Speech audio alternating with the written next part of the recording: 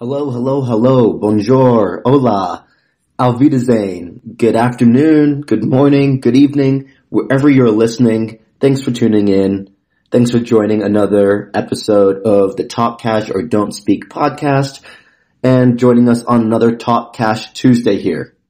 So today we have a guest who's very passionate about startups, whether that be tech or consulting or live shows. There's been a startup boom over the last few years, and I figured this was a topic that we should really cover here on today's episode. I was reading an NPR, and The Economist also posted something that from 2019 to 2020, there was roughly a 24% increase in startup businesses. So that was 3.5 million to 4.4 million. Now, they got these from the U.S. Census Department. I think some of this might have been due to increased unemployment over this time period. You could also maybe blame it on inflation or the increased cost of living. And that basically now requires people to need an extra income. Maybe there's a higher amount of remote workers, and that is just allowing people to use their time better. I also think that it might be due to the fact that this newer generation of workers, they value their own time, freedom. They want to be digital nomads, or they just want to do their own thing. They want the freedom away from that corporate world. So they didn't have as many stats on this, but interestingly enough, by the end of 2020, roughly 9.1 small businesses had closed. Now that's an extremely sad fact, and I think a lot of us know that is due to some of the restrictions that happened during the pandemic and businesses just not being able to keep doors open or keep staff employed. That is an interesting fact there, and I think everybody might know one business that's closed, but there's also more starting. So what's going on right now? Today, in this episode, we're going to talk about the lessons learned that our guest had from some failed startups. He's now working in a successful tech company, founded and running that. So a little bit of a roller coaster ride through his entrepreneur journey, and I'm really excited for you guys to listen in. So if you're liking what you guys are hearing, make sure to follow us on Twitter and Instagram. That's at TalkCashPod. There'll be a few solo episodes coming out over the next few months covering topics that listeners have written in asking about. Some of these include building credit, different types of savings accounts, strategies for saving, what are health savings accounts, what are flexible savings accounts, 401ks versus IRAs, what is a Roth contribution.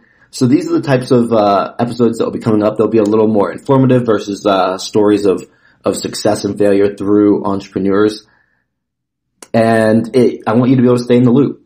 So don't miss any info, and then reach out in the DMs if there's anything that you'd like to hear covered or if you're interested in becoming a guest.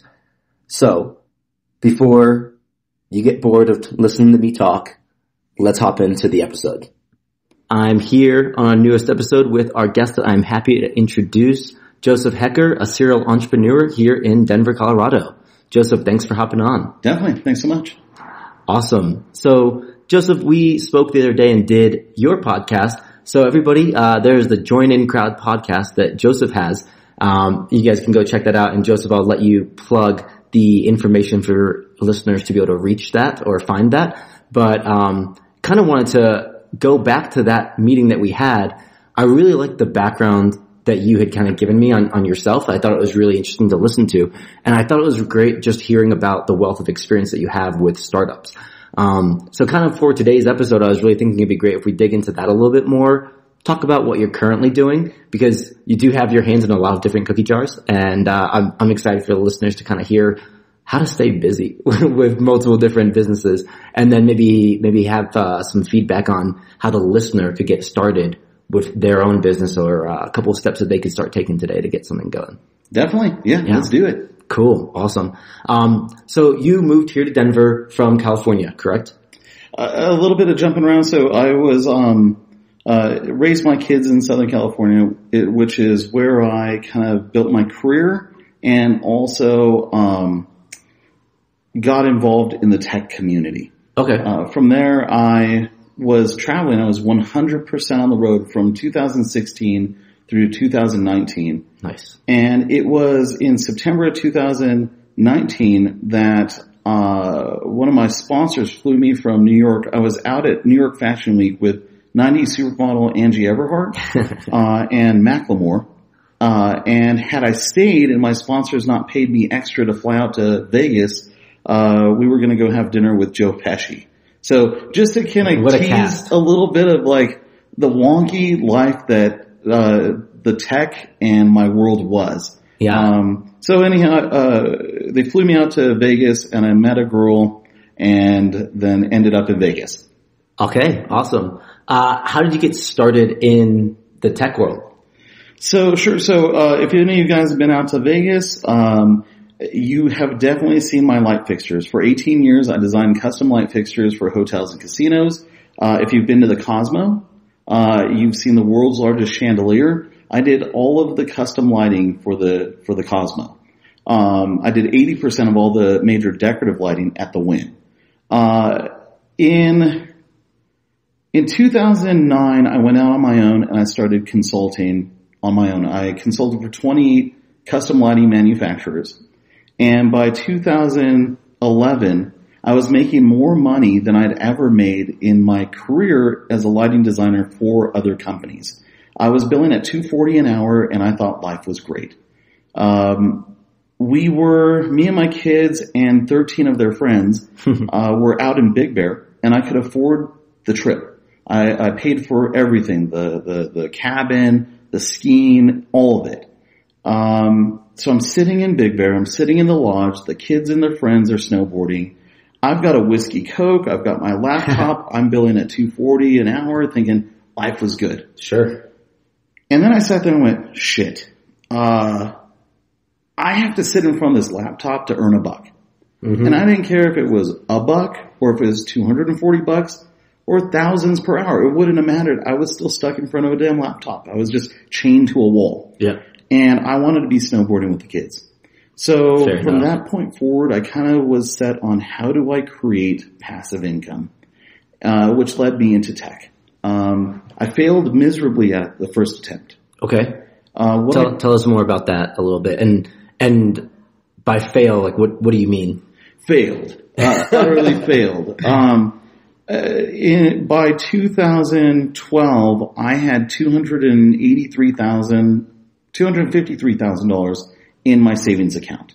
Okay, awesome. While I was still earning, and that was a great cushion. Man. That's while you were doing the consulting gig. Yeah. Okay. Yeah. It felt really good knowing that I had that money. I didn't have to check my bank account. Never had to wonder, did I have money in the account for that? But I had this harebrained idea, right? I wanted to create passive income. And my aha moment was, I'm in the design field. My aha moment was, I felt that the future of design collaboration would be a social platform. Sure. Now, up until this point, I had worked for other people. I had assumed I was going to continue to work for other people. When I started my own consulting, I was amazed that I was able to do that so young. Yeah. I thought that was an old person's game. I thought consulting was for retired people. Interesting. And in fact, at this point, I didn't even know what an entrepreneur was. I knew that I was a hard worker, but I didn't know what entrepreneurialism was. It didn't apply to me. 2012, I did a bunch of research, and I went and I hired developers, and I hired marketing companies, and I got an office, I rented an office, I was flying around, meeting with future customers for my tech platform. Okay. And what was this tech platform? This is the collaboration tech platform that you envisioned, right? What's it the most comparable to, maybe in current day? So at the beginning, I called it CPAD, which was horrible. It was a computer-aided design assistant. Okay. I was from lighting design. I was from AutoCAD and SolidWorks and engineering. So when I first took a dive into this, I used that same sort of acronym thing. Yeah. You know? I took my money, my savings, and I paid people. I treated it, my business model was very much a small business model. I didn't know the difference between a small business model and a tech model. Ah, okay. Using other people's money versus bootstrapping and using your own? Yeah. Okay. Yeah. So, by August of 2013, I was broke. So this is about a year and just over a year later. I pissed away my money fast. Okay. I overcommitted. I thought I would hit revenue faster. Yeah. I did not. Everything took longer. And by the end of everything, I lost my 3 Mercedes. I lost my home, or the condo. Mm-hmm. I lost everything. And by August of 2013, me and my kids moved into a 1.5 bedroom apartment. I couldn't even afford to get my stuff out of storage. I took the last $100 that I had in my account. I grabbed a $9 an hour job, phone sales job, mm-hmm. and bought a bicycle because I didn't know if I was going to be able to afford bus fare. So I was truly at the bottom. It took me a while to kind of get over the depression. But when I did, I dug into tech. Okay. And I started networking and getting around and discovering that there was another way to set up my business. And that was through investors. So for people listening, studying business models is a vital step in forming your business. You might have a great idea. Yeah. There are different paths to see that business idea come to fruition. Study business models. I love that there. Yeah, because at the end of the day, find the quickest route to monetization and revenue, or I think also depending on your company, right? Like if you look at like an Apple, your company that's a small business or like a mom and pop shop can't scale like that. And I think there's doing the work yourself. There is outsourcing to like a channel or a group of partners, and then also hiring salespeople. So that's a really good point there. And I think that's very overlooked when people are like, I want to start a business. You might have a great idea, but can you put that idea into a model that can make sense or make money or be good for the consumer? So what business model or like what did you decide moving forward within tech at that point? Sure. So at this point I had no money. I had got a tax return, so I went and I bought a used Mercedes because I needed to get in front of investors and I needed to be on their level. So I needed to be able to show up to that valet in a car that looked like it. Yeah, absolutely. I went and I recruited a team. So a management team is huge. If you don't have the skill sets and if you don't have the accomplishments, go build your team. Sure. So my team consisted of the brand strategist from Adobe, the CMO for the Honda Center, the founder of Bright White, the tooth whitening company, the president of Tech Coast Angels. I had the former CTO of Gateway Computers. We had developers from Nortel Systems, Toyota, Google, and Amazon. Oh. We went out and created a killer team. Yeah. So when I went and I pitched the VP of Chase Bank, it wasn't just me. It was the team. Yeah. My advisors were the Jeff Winter, the CEO of LinkedIn, mm-hmm. Nick Bell, the VP of Snapchat, and Michael Jones, the founder of MySpace, as well as John Pietro, the former head of marketing for Wendy's and Chick-fil-A. That's crazy. I networked my ass off to fill in all those deficiencies. So when we had investors, I was able to raise over $575,000 of other people's money for my idea. Yeah. That's awesome. Those are some heavy hitter names. You said you networked your ass off. What was like the product? What was the vision? And how were you able to successfully kind of woo them with your idea? So where I had failed on the first attempt was I thought my money was going to be credence, right? That's proof. Here's my money. Yeah. Without money, then it was purely your just that passion that you had and selling that vision. Man, I'll tell you what, it doesn't cost anything to be passionate about what you're going for and to get people on board with your gravy train. I agree. Yeah. So I'll tell you what, when you're bootstrapping or even if you're not, this is why, and I don't think people realize this, even your millionaires and billionaires, yeah, they don't spend their own money. They come up with an idea and they go fundraise. Because in life, there's people that have money, and then there's people that have ideas, and typically those aren't the same person. I love that. I agree. And then also sometimes there's maybe someone who's willing to put in the work and maybe has one or two of those other things, like money and willing to work, but not much of an idea person, or maybe you have a lot of creativity and you're willing to work your ass off. And then that also kind of shows through that passion a little bit too. Yeah. Interesting. Okay. And what was that product? So that was Design Wall. Okay. By a year and 9 months, we were clearing 500,000 monthly new visitors. Okay. Now, it was a website or a platform? It was a website. Okay. So a lot of people get this one wrong too. So if you're considering, creating an app or a website or whatever your platform is going to be. Mm-hmm. So through my advisor's advice, and I've got to know a lot of different people, the CEO of Twitter, and at the time, so Facebook, let's take Facebook. Yep. When Facebook started, there was no such thing as app. It was a website. That's true. So Mark Zuckerberg built a website. Now, websites couldn't talk to functions on your phone. The camera, your website, there was no coding that controlled the camera on a cell phone. Crazy to think back to the day. Yeah. So along come apps, and apps are native to a phone. So an app could talk to the camera. Yeah. A website couldn't. And so then Facebook had to create an app, and LinkedIn had to create an app. Have you ever noticed that the functions are different? The functions on a website are different than a function on an app.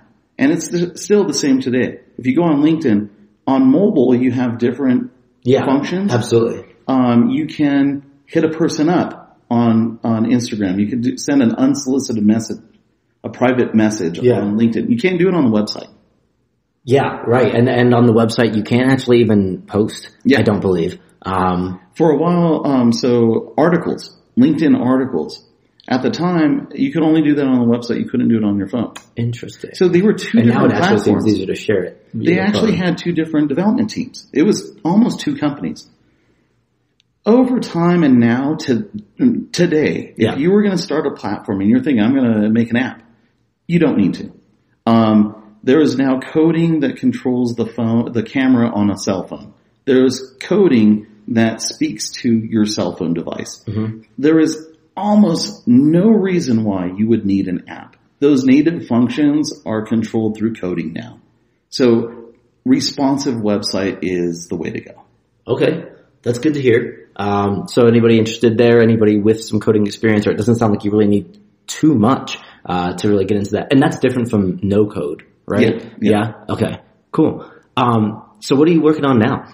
So I'll kind of leave off what I learned from Design Wall. Yeah, that'd be great. Design Wall, we ran out of money.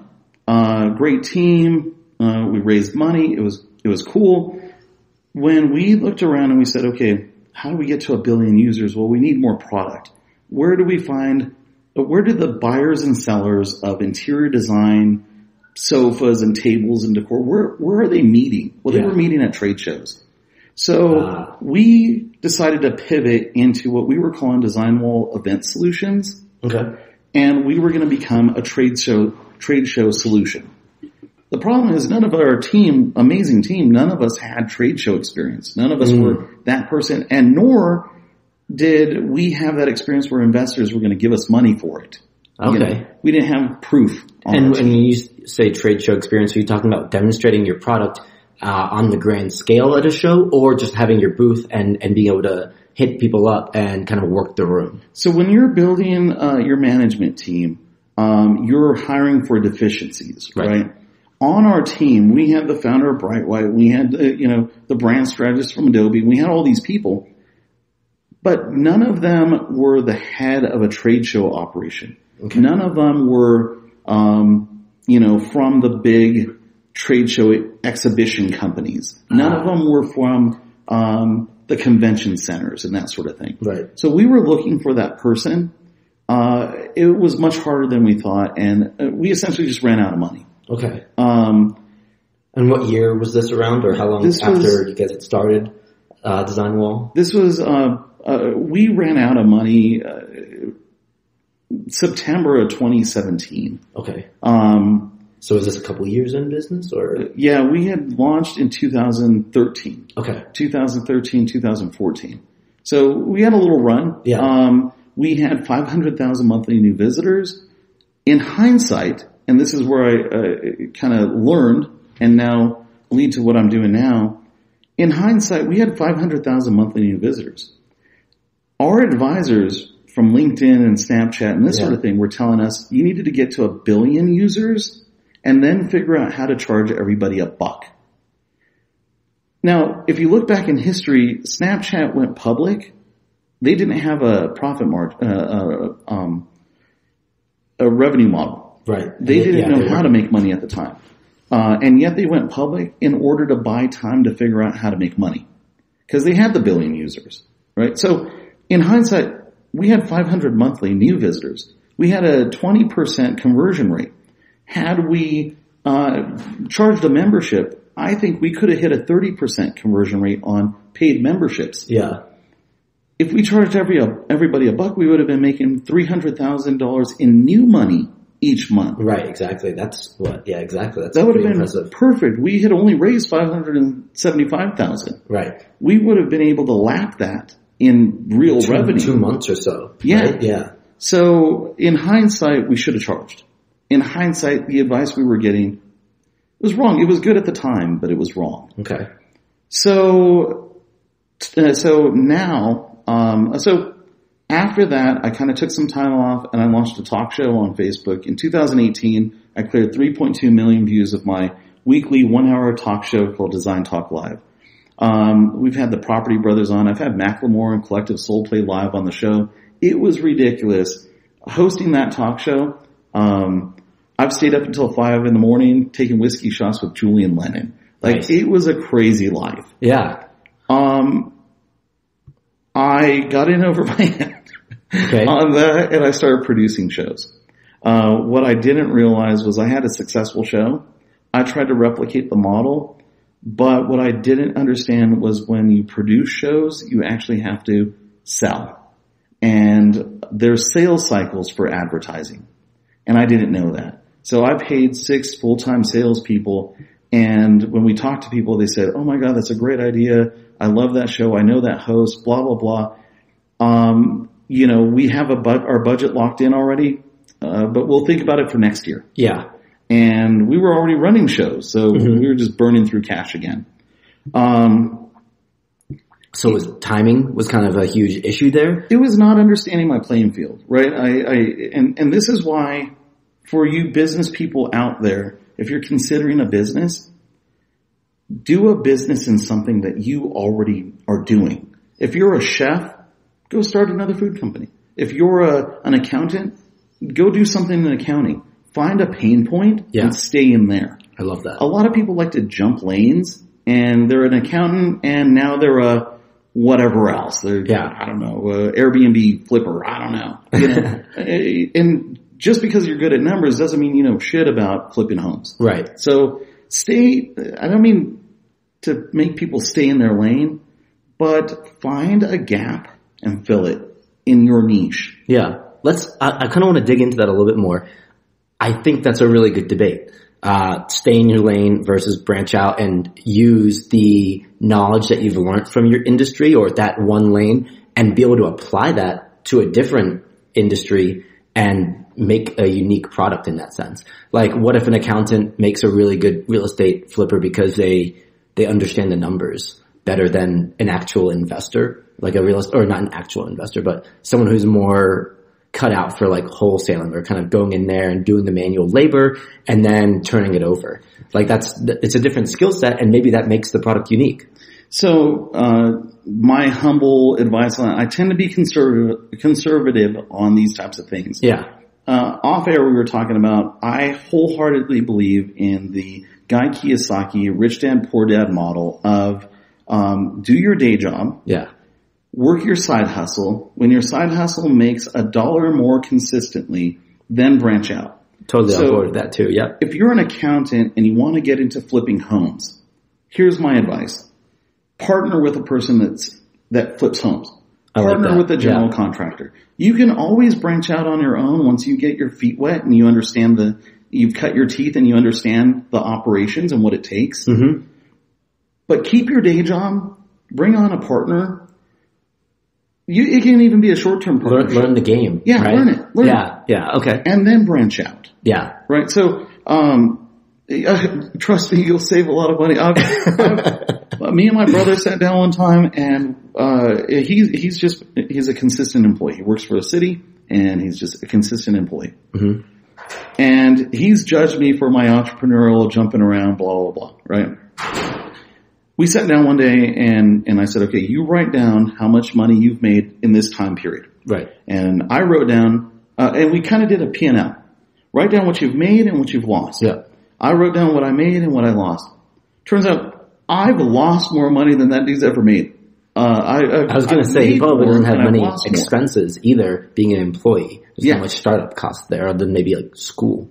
Now, I mean, are we in a similar boat? So was it a long, windy road to get to the same point? Sure. Yeah. But I'll tell you, my life is full of freaking crazy experiences. Right. There's no reason I should have been able to meet the people that I've met had I not done the things that I've done and risked the things that I've risked. Yeah. And I'll tell you, at the end of life, I can sit in a rocking chair and say I retired from a place. Or I can sit in a rocking chair and recap this wonky fucking life I've had. Right. I think there's something to be said for that experience because it's like, you got to appreciate the journey. I think I see that a lot in entrepreneurship, circles where it's like, the goal isn't getting there. It's how you get there. That's the part you have to enjoy that part to really be a successful entrepreneur. You have to be able to enjoy the ups and the downs. And I think whether you're an employee, you can oftentimes avoid any harsh down. Like you can get fired or something, but like you're not going bankrupt necessarily. It's a little different. As an employee, you don't even really have to specialize. You just have to not get fired. Right, exactly. Do your job good enough. And I've been in CEO forums and talked about this. 10% of your employees carry all the weight. Yeah, we see that a lot. A bulk of your employees are just showing up. Like, it's good that they fill a seat.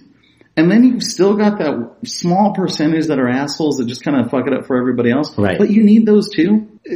So you need them all, right? And as an employer or as an entrepreneur, what's interesting is you really don't have that luxury, and you have that luxury to the extreme. I love Gary Vee, who says, you're never going to have an employee. Don't even try to have an employee that's as passionate about your business as you are. Right. You have to, you got to be motivational to yourself. Yeah. You've got to motivate everybody around you, and you've got to motivate your clients. It is completely you. No one's going to buy in on your dream as much as you should. Yeah. Yeah, I like that. I think if they are nearly as passionate, then maybe they're a partner and not an employee, depending on what they bring to the table. They may not be as passionate. Right. They may be an operations person that just does the things that you envision. Right. So all of that, the failed attempt, design wall, and all of that, what I learned was when I create platforms now, my platforms are designed to do one thing and one thing only, and to make money or have the potential to make money on day one. Boom. So mic drop right there. I love that. Can we get that one more time? Just so the audience can really take that away on how to maybe drive an efficient business model right now. It's easy to go down rabbit holes. When you create a business, do one thing really well and monetize on day one. I love that. So what we did was I've launched Join In Crowd. Join In Crowd is a digital business card. Join In Crowd, there's other digital business cards out there, and in the history of digital business cards, there used to be scanners. So it was a card scanner. Yeah. I think I've gone to event or trade shows as well. It had digital scanners kind of. Yeah. They have evolved now. The big thing is tappable, right? They've got bracelets, they've got cards. It's the last card you're going to need, blah, blah, blah. I haven't seen any of those. I kind of like the idea. Yeah. The problem is you still got to buy that card. Sure. And if you've got multiple businesses, then you've got to buy multiple of those cards. There's also, recently there's, like miniature websites. So like companies will sell you a miniature website that's a business card. So it's a digital card. Okay.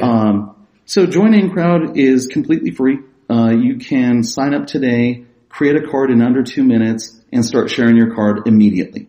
That's awesome. You can create multiple cards. They're free. I've got 6 cards.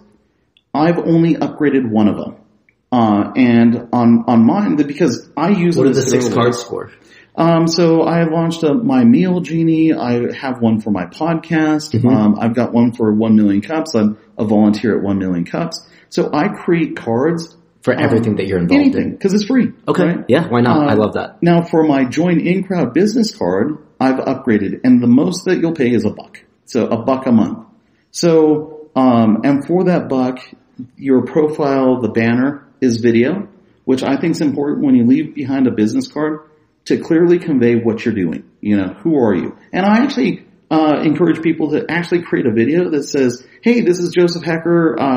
Thanks for meeting. I'd love to follow up. And, just a recap, this is what I do. Like literally speak to people. Yeah. That's what your business card can't do. Yeah. And that's what we can do. That's so engaging as well. It's going to make people follow it more or click on it more, just pay more attention to what you're giving them. Yeah. Yeah. Your business card doesn't get to do that right now. Yeah. For $1, you get the video. You also get to view your activity, who's clicking on what, and you can download your contacts. So when people click, you can download their information? Yeah. So you get so when I share my physical card with you, I have no record of that. Yeah. Right. With Join In Crowd, when I share my digital card with you, I get a record of that. Boom. So that's Join In Crowd. Currently we're out of beta on the individual card user. And we should be releasing soon our enterprise, which is for companies with 2 or more employees. So we've already got Nike, MGM, Dell, Microsoft, House, American Standard, American Leather, Informa.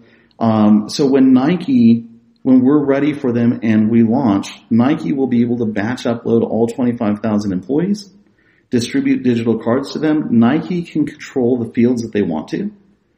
Their employees will be able to share their card, and each employee will be able to view their own activity and download their contacts. Nike will get a master copy of all of the activity by employee and all of the contacts by employee for $2 per employee a month. Sweet. Okay. It's not even, when you think about SaaS products, that's not very, is this considered a SaaS product? Not really. Not really. Yeah, but like when you think about a product, a digital product for a company, $2 a person is pretty low, and it's pretty affordable. Nike spends over $4 million a year on printed business cards that they get no data off of.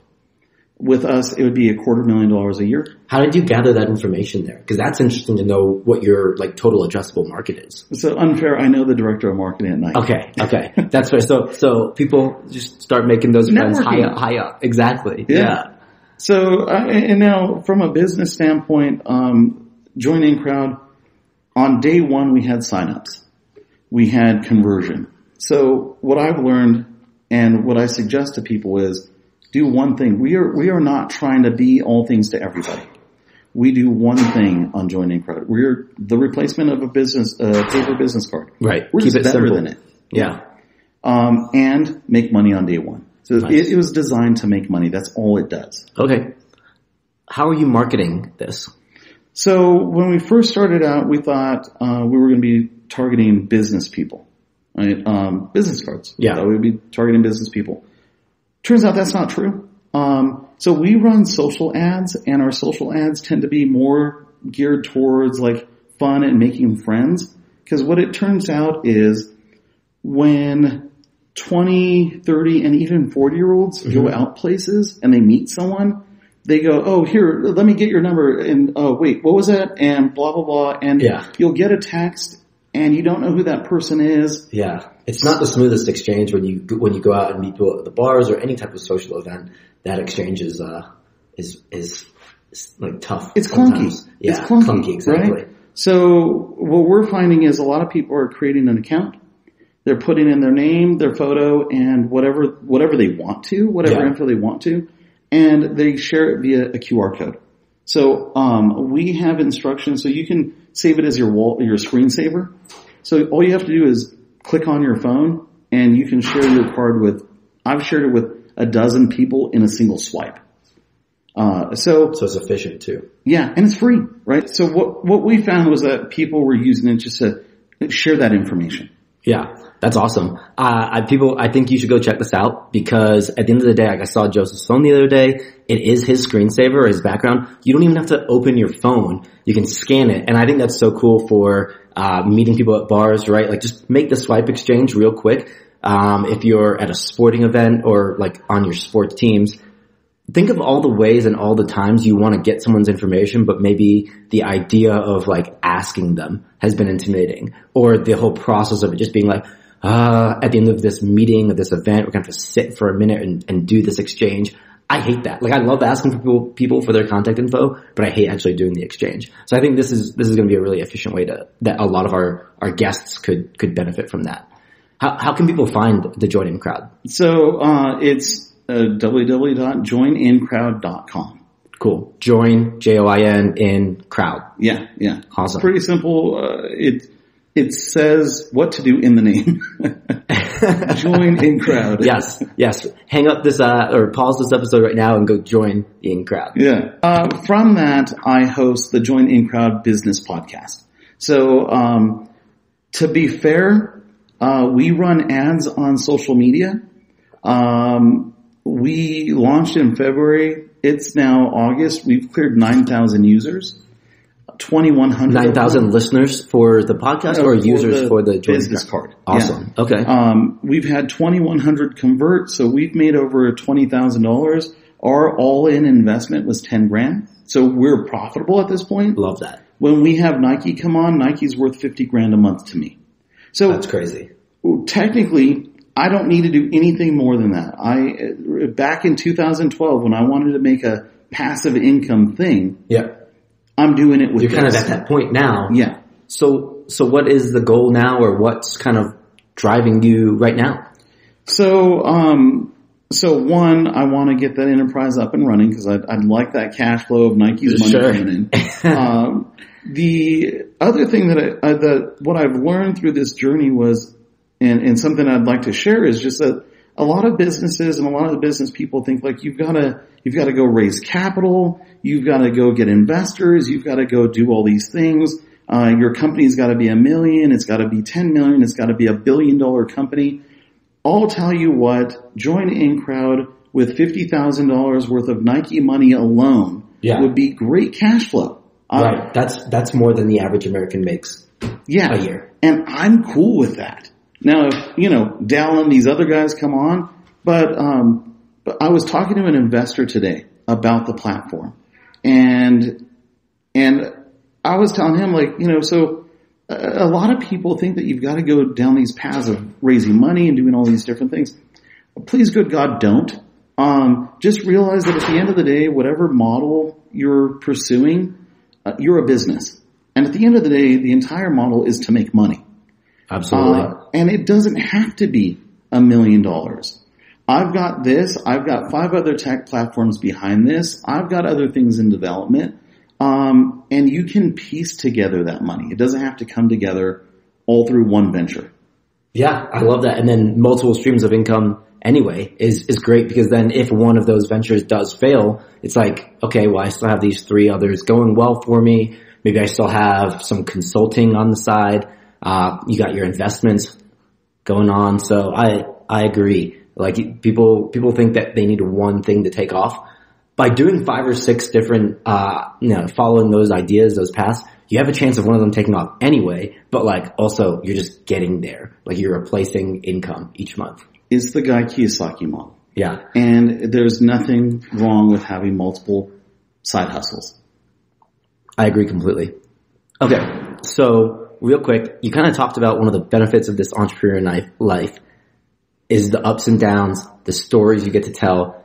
Can we talk a little bit about the Netflix debacle? Oh. Because I thought that was super interesting too. And I think our users would love to kind of hear that, because this is maybe, when you have an idea that takes off like that Facebook live stream, these are the kind of opportunities that maybe come your way. Yeah. So, and I don't know if I shared, so, my show was doing well. My show wasn't even on purpose. So the show was called Design Talk Live. It was a rant that turned into a talk show. So I was in the design field. I was out promoting my design tech platform. So I was in design, but I was also in tech. Yeah. And so I like to say I've got one foot in design and one foot in tech. So on this particular trip, I was in High Point at a furniture show. I flew off to DC to go speak at an event in front of 450 people, live on camera, tech event. That's awesome. Left there, flew back to the West Coast to go attend another trade show. Along the way, I was listening to my design friends talking about the trends. Okay. On Facebook, I created an event sitting in my hotel room that the next day I was going to go live on Facebook. When you create an event, you've got to give it a title.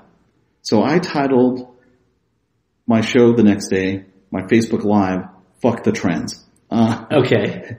So I love that. Yeah. Because that's definitely going to turn heads. Yeah. When I went live from my cell phone. I tied my cell phone to the handle of my luggage with like speaker cord. So this was my People, show. this is getting creative. Go start your business right now. Do you hear this? Do you hear how little it takes to really just get moving in the right direction on something? So I go live, I hit the go live button, and on that day at the time I had maybe 1,500 followers on Facebook total. On that day when I hit go live, I had 2,200 people watching me live. The next day I got calls from sponsors wanting to sponsor my show. And That's I told literally them, day 2. this was the very first time I'd ever even gone live on, it was Facebook Live. This wasn't a talk show. Sure. Week 6, I brought on my celebrity design co-host. Week 9, I hosted the top design industry podcasters, cleared 100,000 views in 1 week. By December, I was getting calls from PR companies asking to book their celebrities on my show. The first time I had the Property Brothers on, I had them lip sync battle. We had 19,000 people watching, and that episode cleared 500,000 views in 1 week. So from that, we had several different guests throughout the year. The talk show really took off, and in 2018, we cleared 3.2 million views. From there, I went on to produce other shows, and that's where I learned that, I didn't know sales cycles. Sure. So. Okay. How did Netflix come about out of that? So, interestingly enough, I was at a design bloggers conference. I turned around a corner and there were these two ladies being interviewed on camera, like news camera interview. Uh-huh. And the one lady, when she saw me come around the corner, like changed her posture, waved at me while she was on camera. Okay. And I was like, oh shit. So I was like, I gotta figure out who this lady is. So I waited for the interview. She comes over and she's like, oh my God, I follow your show, blah, blah, blah, blah, blah, blah. She followed it on Facebook. Yeah. That's awesome. Yeah. And she was like, she was a fan of the show. Hell she yeah. was like telling me about different episodes that she liked. And, and I was like, so, no offense. It seems like you know a lot about me. Who are you? So, this was Abby McMasterson, head of programming for HGTV, and they had just been bought by Discovery Channel. Okay. So she was head of programming for Discovery Channel. That's awesome. So what do you say? It's a nice person to bump into. Yeah. What do you say to the head of programming for HGTV who has just been, rattling your ear off about what a fan they are? What do you say to them? I think I would say you should get me on HGTV. I If said, you're such a fan. I said, so you're the devil in this space. And she was like, wait, what? That's so funny. And That's a curveball. Yeah, I was like, so if you're a fan, then you know that 3 weeks ago we had Tim DeSanta on season 3 of Design Stars. And Tim shared that being on HGTV almost wrecked his business. Oh, really? Okay. So what a lot of people don't understand is when you sign a deal with Netflix or with HGTV or TLC or these guys, one, you can't say anything about it, right? So, sure. Also, Tim was on a competition show. So if you're on a competition show, they literally, you get sequestered. So they rip you out of your life. They don't tell you. And then suddenly now, short heads up, you've got to go move to that beach house or you've got to go move to that spot. You're thrown into this house with other people. You can't tell your customers where you're at, where you went. You're just ripped out of your life, right? When filming's done, they go into production. They go into editing and that sort of thing. You still can't share. Yeah. Then, so think about it from an interior designer. You're an interior designer, you got clients, you're busy, you apply for this thing, all of a sudden you disappear. You're gone for 6 weeks, 2 months. When it's done, suddenly you're back and you don't get to tell anybody. So you were probably in rehab by your customers. Yeah. What are they supposed to think? Yeah, right? And you can't tell them. Then all of a sudden, they start seeing your picture all over TV, the news, magazines, that you're going to be on this show. So what happens is what he found was his clients thought that they couldn't afford him anymore. So that is hilarious and so like counterintuitive, just like ironic of the situation. You'd think, oh, I'm on Netflix, I'm everywhere, or HGTV, or everybody's going to see me. Yeah. And it's like, yeah, people see you. They're intimidated now. Yeah. So, ultimately I got offers from PieTown, Scott Brothers Media, HGTV and Netflix, and there was one other. I was weighing kind of the options. My show would have been the person behind the product. Okay. So Netflix actually introduced me to, Anthony Bourdain. I got to talk with him 3 times, before he committed suicide. Uh-huh. My show was going to be similar to Anthony's Parts Unknown. Okay. It was going to be the person behind the product. So I was going to fly out to Portugal to Salomons Leather and go meet the guy who takes the cowhide, puts it into the vats of formaldehyde to dye the leather hides. His arms are stained purple from handling these dyes and all this stuff. Yikes. I was going to go meet with him, walk with him to his home, eat dinner with his family, and hear his story. Okay. And then the show would have panned out and then showed you where you see his products out in the marketplace. Okay. So it was the person behind the product. I was weighing my 5 options, and I woke up one morning to the news that Anthony Bourdain had committed suicide. So I signed the contract with Netflix. Sent it in, and Abby called and said, hey, why'd you choose us? And I said that the world lost a storyteller, and the world needs its story told. Yeah, that's fair. Like, kind of just like, let's fill that void now. Yeah. Whatever happened with that? Ultimately, so you're on your own to go fill those 12 episodes. So I had to go find the 12 companies that would have let us come out and film. I filled 9 of them, and then my talk show really took off. So in 2018, I made $180,000 hosting a 1-hour-a-week talk show. That's awesome. What people don't know about like Netflix and signing contracts like that, year 1, you don't make any money. Year 2, you still don't make any money. And this is, you mean like season 1, season 2, or? 1, season 2. Okay. By the 3rd season. And that's just because of the contract layout, or what? Well, they just don't have trust in you yet. Right? Okay. You haven't proven that you can make money. Yeah. They make a ton of money. So do you make a little bit? Like you have a contract with them that's pretty like low pay base, maybe some bonus incentives, it's like getting your first job. Okay. You're never going to make as much. If you knock it out of the park, we'll give you a raise. Yeah. Right. So I was looking at 3 seasons typically to finally make any money. And I was making good money doing a 1-hour-a-week talk show. Yeah. So. Yeah, that makes sense. You gotta weigh the odds and like what's going to require more time, right? Yeah. And also I think a little bit of what you want to do. It's cool to do a Netflix show, but like sometimes it's just like the inconvenience of doing that isn't worth it. I don't know if I would ever think like that, but like you got to think about your life, and everybody takes personal things into matters like that. Yeah, and I looked at Anthony, and I looked at kind of his journey too, and just some of my other friends. So. I know Tom Felicia from Queer Eye for the Straight Guy. I know Bobby Burke, who's on Queer Eye now on Netflix.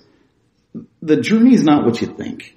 It seems really cool, and it can be cool. Yeah. I have a lot of friends that are, 90s actors, models, types of stuff, And you'd be surprised what their day-to-day life is like. It's not what you think it is. That's eye-opening right there. Cause I think you're right. You know, at the end of the day, you can anticipate what other people are doing and how happy they are, but like the grass isn't always greener. Like, that's what you hear all the time. And it's like, just focus on making your life a little happier. Well, it's like sport or athletes. So, you know, while you're watching Herschel Walker or different, you know, people play football or sports, you know, most of them end up in car sales afterwards. I've seen that. Yeah. Cause they just use their name. They got nothing else. Yeah. Beyond what they were able to do, they got nothing. Yeah. So it's the smart people take that stardom and they leverage it towards something else.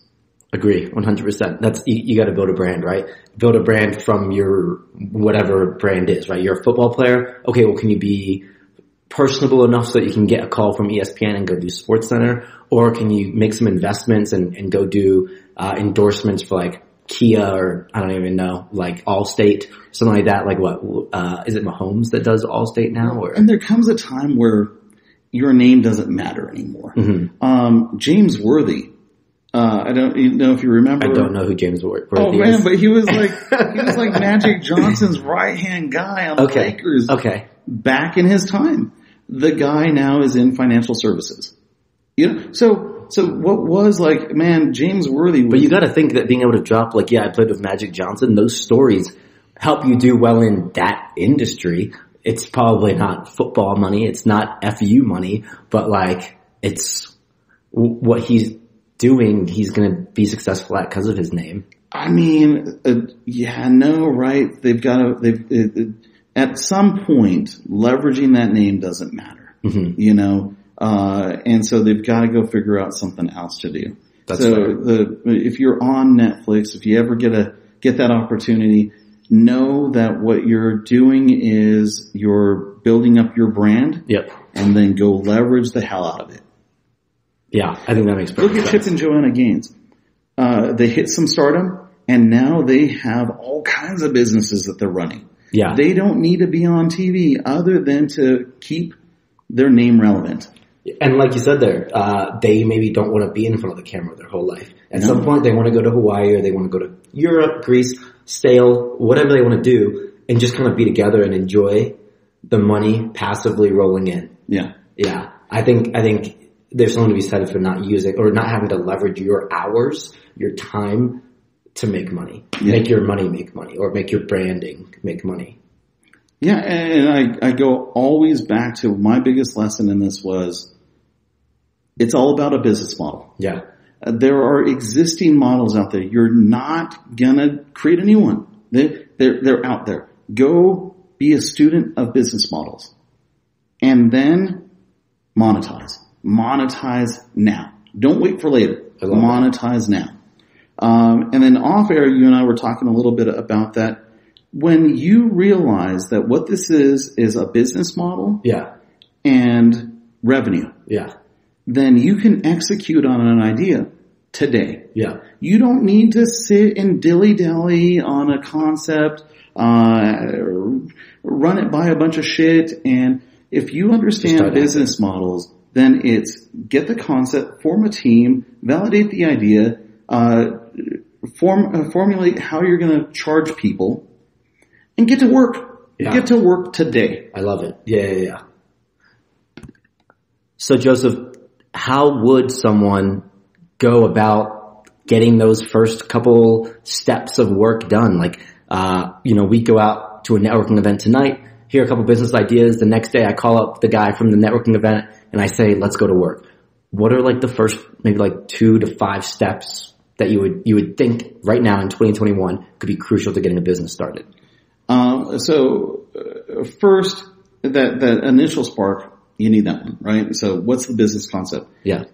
If you don't know business models, go study business models. Okay. At this point, I whittle everything down to a business model. So I immediately go, that's going to be this business model. Okay. From there, I go register the website, find out is it available. Yep. Now I am not a big fan of spending a lot of money on development. I love the platform Wix. I know that there's WordPress and other stuff. Yeah, there's a lot of options out there for websites. Whatever you're good at. Okay. But I'll tell you what, when at the very early stages when you're validating an idea, do it fast. I know that people think that they're smarter because they're using WordPress and you're doing some coding, whatever. I love Wix. If you can do a PowerPoint, you can build an entire website on Wix. I love that. Yeah. I haven't used Wix before, but I know there's Shopify, yikes. Shopify, WordPress, Wix. There's a lot of options, but it sounds like Wix is really user-friendly, and I think that's what I do with Audacity, right? And an Anchor on my podcast. It's like whatever I can do to kind of figure it out and get it moving as quick as possible. Yeah. Yesterday I had a conversation with a friend, and by the end of the day, we had domains, we had a business model, we had a business plan, and we have an execution strategy. I do not need to wait months and months and months. I validate immediately. Okay. And if that idea flops, I learn and I move on. Right. So my advice to people is don't wait. Yeah. Be a student of business models. Yep. I raise my kids saying that life is about as much about who you know as what you know. Go network. Go get connections. If you have an idea, execute on it today. Secure that business model and know that your path to revenue. Yeah. Okay. I love that. So business model, website, validate, get to work. Be willing to walk away. Be willing to walk away. What would you say I know it's going to change depending on the business model, but how patient should someone be? You said be willing to walk away, but also validate quickly. But, is someone going to walk away from this business in a week or in a year? What does that look like in terms of knowing or getting that gut feeling that like no one's going to spend money on this? So nobody knows but you. Yeah. Okay. Right. So I hosted a show. I produced a series called The 3 Foot Project. I interviewed David Meltzer, the inspiration for the movie Jerry Maguire. Okay. I interviewed Kathy Ireland. And the question, the premise for the show was, a 3 Foot Project was 3 feet from gold. So there's a story of a miner who, sells his mine. The next guy comes along, digs 3 feet further and hits the largest vein of gold in California history. Yeah. Right. So yeah, I think that's the nightmare. When do you know when to quit?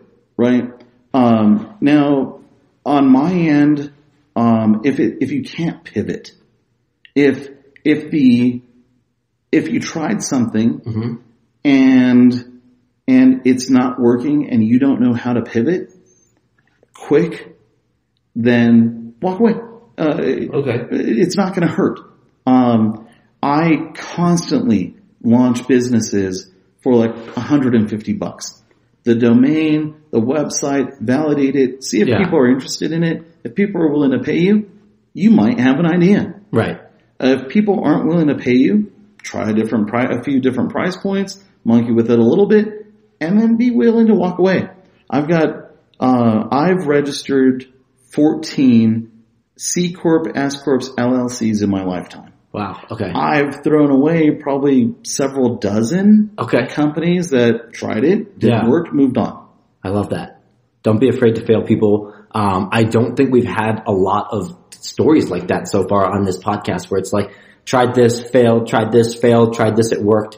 And that is the realistic life of entrepreneurship. If people haven't told you that into this microphone, they lied to you. I agree. They failed multiple times. I agree 100%. Before they ever hit success. Not everybody wants to talk about that. Yeah. And I think there's something to be said and a big value to failing or hearing others fail, because that story left a lesson, and that lesson can be shared right there.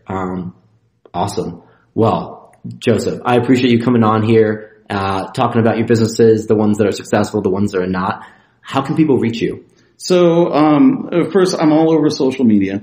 So if you just Google Joseph Hacker, I'm going to come up. You'll see all the pictures with all the different wonky shit I've done. And join InCrowd. I invite everybody to create a free digital card. It's free, people. Yeah, right. Yeah. That's joinincrowd.com. It's Join InCrowd on all social media platforms. I love that. Joseph, thanks so much for coming on and look forward to talking more. Take care.